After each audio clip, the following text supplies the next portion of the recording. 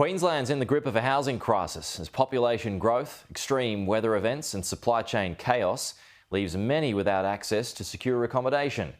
Couch surfing and sleeping rough has become a daily occurrence for some people, and for others could soon become a reality. At 80 years old, Cheryl Spicer, a full-time carer, charity worker and pensioner, is facing homelessness. It's just so hard.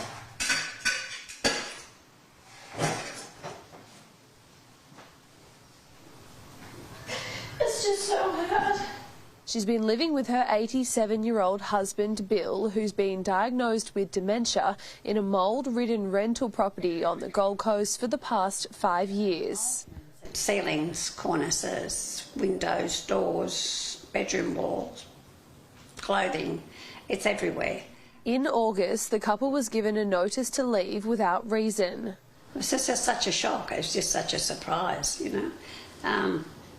We've never missed a week's rent in our life. This meant they had 2 months to vacate and find somewhere else to live.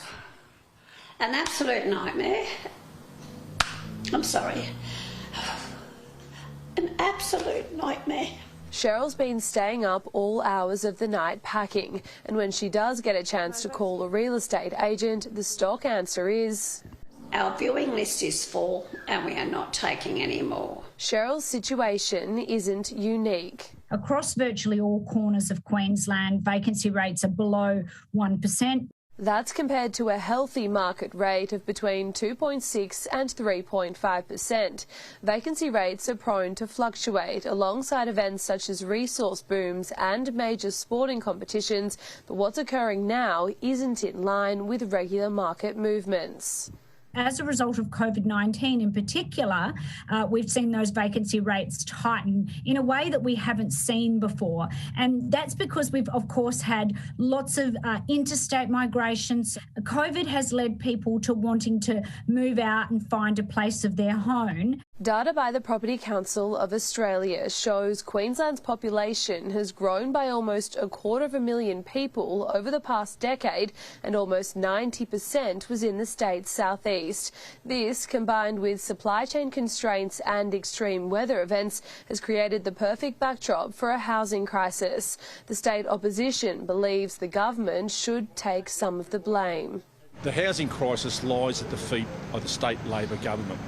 They have not planned, they have not made any projections, they've had no idea how many houses needed to be built in this state to cope with the population growth that's happened over the last 5 years. Premier Anastasia Palaszczuk has gathered industry experts, politicians and the private sector at a long-awaited housing summit to try to brainstorm solutions to the crisis. She also used the event to announce plans to double the state's housing investment fund to $2 billion.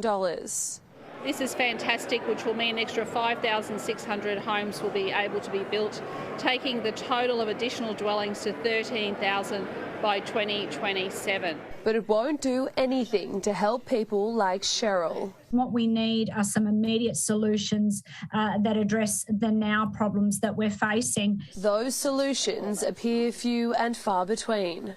There's no single bullet, and no magic silver bullet. I put a challenge out to Mayor Tate and Council. Turn it around. Let us have Gold Coast a city with a heart.